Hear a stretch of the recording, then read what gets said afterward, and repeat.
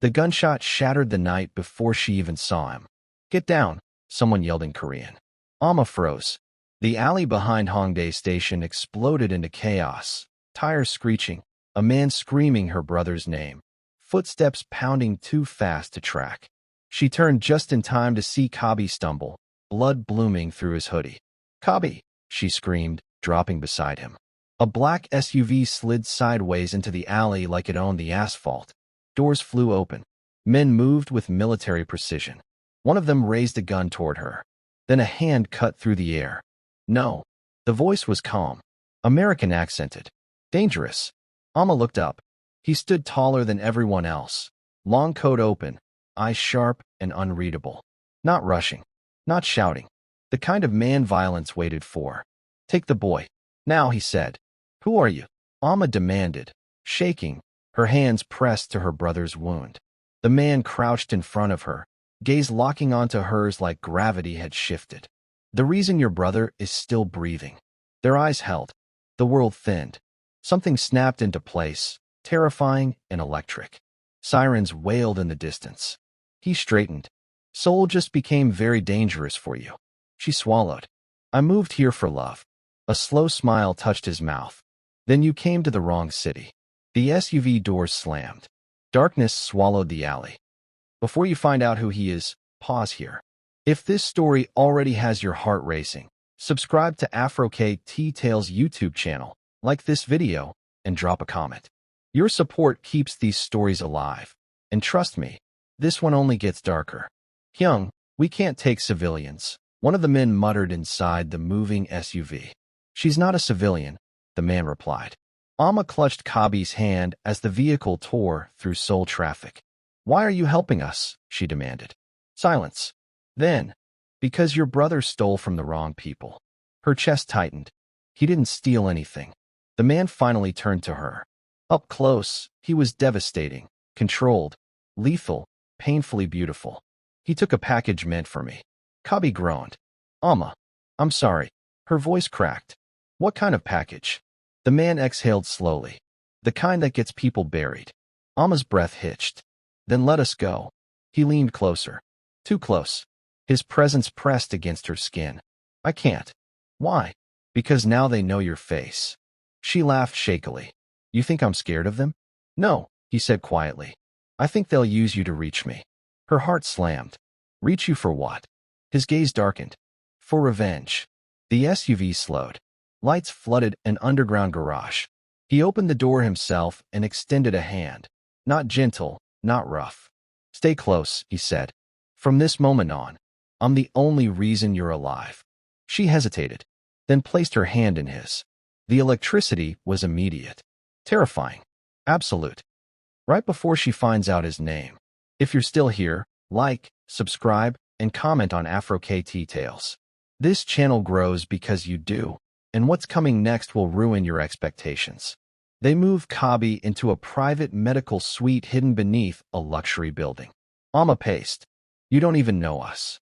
"I know enough," the man replied. She snapped. "You're not God." A pause. "No," he said, "but I employ men who kill for me." Her knees nearly gave out. "You're Mafia." A ghost of a smile. "American-based. Korean roots." "Why Seoul?" His eyes softened, just a fraction. "Because my enemies followed me here." She stared at him. "What's your name?" For the first time, he hesitated. "Jae-min," he said. "And knowing it puts you in danger." She whispered, "I don't care." Something shifted in his expression. Possessive, protective, irrevocable. "That," he said, stepping closer, "is exactly the problem." Outside, gunfire echoed in the distance. His phone vibrated. "They found us," he said calmly. Then to Amma, low, urgent. "Do exactly what I say. If I tell you to run, you run. If I tell you to hide, you don't breathe. And if I tell you I'm not leaving you," she asked. His jaw tightened. "Then I'll kill anyone who tries to take you." The lights went out. Footsteps thundered above them. And someone screamed her name. The emergency lights flickered back on just as the first bullet tore through the glass wall. "Down!" Jae-min barked. Amma barely had time to think before his body covered hers. He slammed her to the floor, one arm shielding her head. the other already firing back. The sound was deafening, controlled bursts, no wasted shots. Men shouted in Korean above them. They breached the west stairwell. Amma's heart hammered against his ribs. They're coming for Kobby. I know. How do you sound so calm? Because panic kills faster than bullets. He grabbed her wrist. Stay behind me. She shook her head. I'm not leaving my brother. A beat.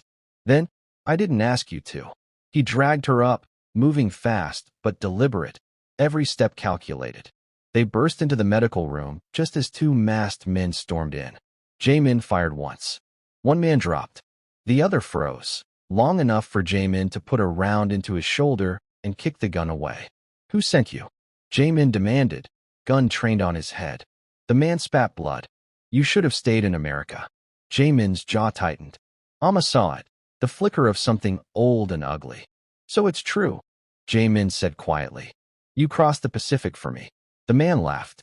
Your empire is bleeding. Seoul is just the beginning. Jae-min pulled the trigger. Amma flinched, but he shot the ceiling instead.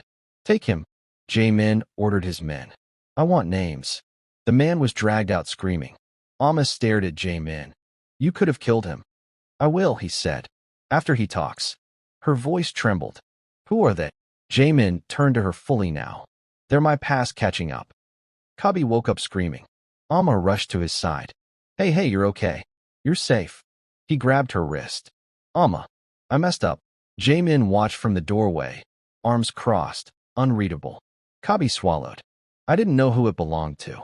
They said it was just documents.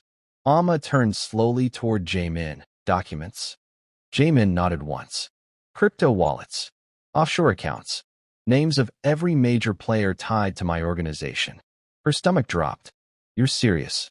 I don't joke about things that get people buried. Kobby's voice cracked. They said if I didn't deliver it, they'd kill Amma. The room went still. Jae-min's gaze snapped to Amma. They threatened you? He asked softly. Amma looked away. I didn't want to worry him. Something dark crossed Jae-min's face. No one threatens what's mine, he said. She bristled. I'm not yours. His eyes met hers. You are now. Silence stretched. Kobby whispered. Amma, who is he? She hesitated, then said the truth. The reason you're alive. Jae-min stepped closer to the bed. You took the package to the wrong people. That mistake will follow you for the rest of your life. Kobby nodded miserably. I know. But, Jae-min continued, you also gave me leverage. Amma blinked. Leverage? Jae-min smiled thinly. Someone wants me dead badly enough to risk Seoul. He looked at Amma again. Which means you're no longer collateral. Her breath caught. Then what am I? His voice dropped. A liability. They moved before dawn. A safe house overlooking the Han River. Glass walls, city lights bleeding gold into the water below. Beautiful. Isolated. A cage dressed like luxury. Amma stood at the window, arms wrapped around herself. You're cold, Jae-min said behind her. I'm Nigerian Ghanaian, she replied. Cold is personal. A ghost of a smile touched his lips. He draped a jacket over her shoulders anyway. She didn't shrug it off. Why me? She asked quietly. Why risk all this for someone you just met? Because I don't believe in coincidences. She turned. That's not an answer. He leaned against the counter. In my world, people like you don't survive first contact. And yet, he said, eyes steady. You stood between your brother and death without hesitation. Her voice softened. Anyone would. No, he said. Most people run. She studied him. And what do you do? I end threats.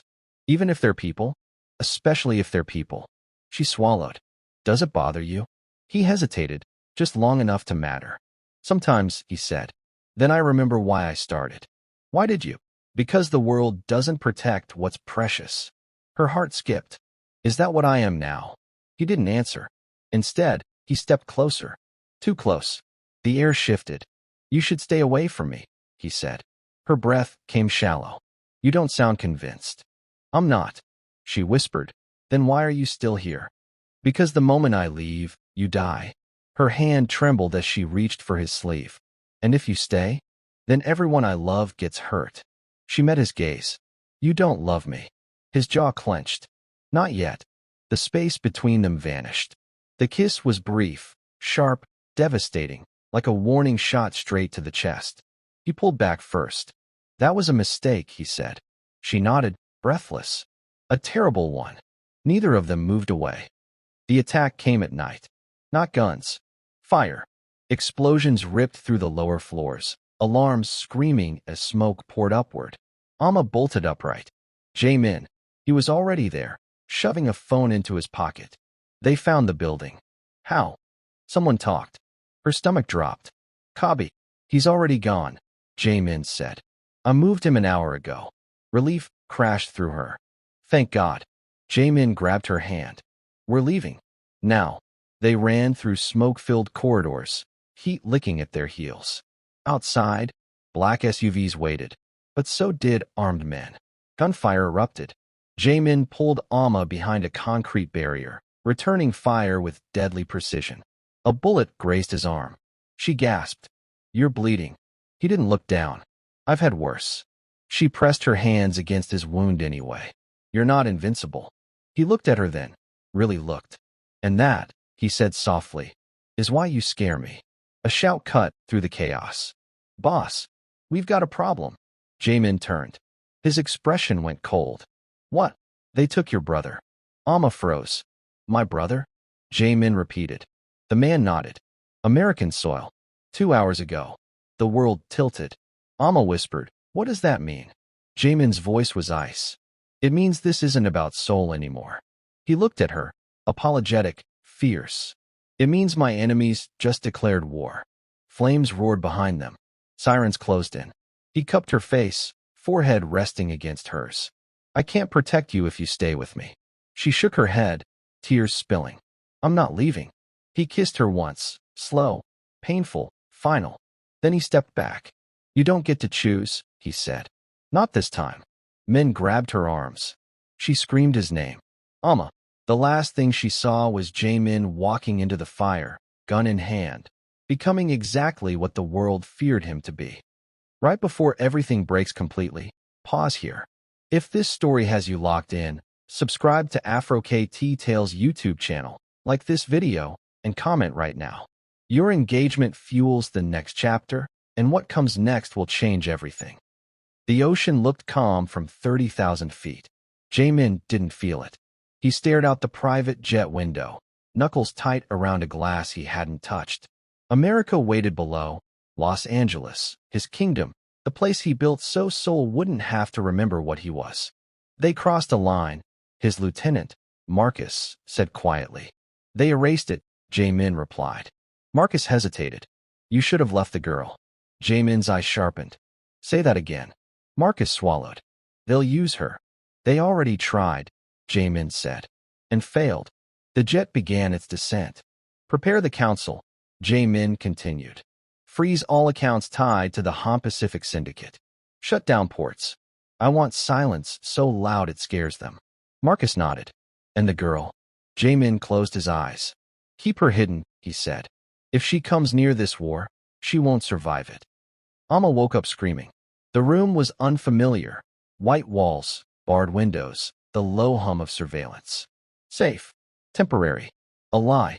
She sat up, chest heaving. He left, she whispered. A woman entered, tall, black, sharp-eyed. You're awake, she said. Good. I'm Naomi. Amma wiped her face. Where is he? Naomi didn't answer directly.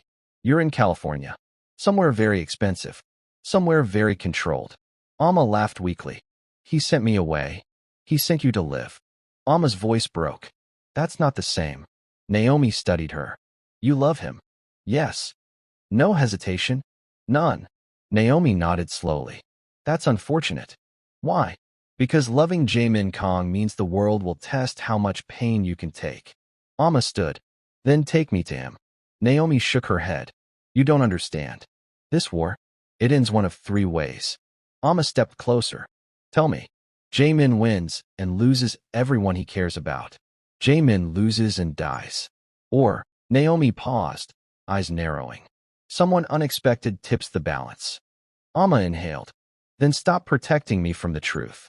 Naomi smiled faintly. You're already in it. The council chamber smelled like money and fear. Men who ruled ports, weapons, data, and government sat in silence as Jae-min entered. You disappeared, one of them said. I was busy, Jae-min replied. Another scoffed.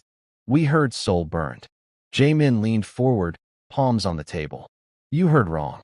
Seoul survived. A third man sneered. Your brother didn't. The room froze. Jae-min's voice didn't rise. Say his name. Silence. Then, Jae-min Kang. Jae-min straightened. Good. Now you'll remember it when this ends. They laughed. That was their mistake. Possessive made a move without consensus. Jae-min continued. You kidnapped my brother. You tried to kill a woman under my protection. Your weakness, someone spat. Jae-min smiled. No, he said. My trigger. Screens lit up around the room. Accounts draining, shipments seized, arrests unfolding in real time. One man stood. You'd burn everything? Jae-min nodded. Watch me. Gunfire erupted. When the smoke cleared, half the council was gone. Jae-min walked out without looking back. Amma broke out the same night. Not because she was reckless, because she was done being soft. Naomi watched her pack. You won't survive out there. Amma met her gaze. Neither will he alone. Naomi sighed. You're stubborn. I'm in love. Naomi tossed her keys. Then let's ruin some powerful men. They found Jae-min Kang chained in a warehouse near Long Beach. Jae-min arrived first. Blood already stained the floor. Hyung, Evan whispered. Jae-min knelt, cutting him free. I'm here. Evan coughed. They said you'd choose the girl over me. Jae-min froze. Footsteps echoed. Amma's voice cut through the darkness. He doesn't have to choose. Jae-min turned. Amma. His chest hitched. What are you doing here? She stepped closer, fearless. Ending this. Gunmen flooded the space. Chaos erupted. Jae-min moved like death itself, pulling Amma behind him, firing with lethal calm. Naomi covered the flank. Evan crawled toward safety. A bullet flew, too fast. Amma saw it before Jae-min did. She pushed him. The bullet tore through her side. Amma. Jae-min caught her as she fell. Her breath hitched. Told you. I'm not leaving. He pressed his hand to her wound, panic breaking through his control. Stay with me. She smiled weakly. Love at first sight was inconvenient. He laughed, broken. I hate coincidences. Sirens wailed. The gunman fled. Jae-min lifted her, voice shaking. You don't get to die. She touched his face. Then promise me something. Anything. Choose life, even if it scares you. He nodded, tears falling freely. I choose you.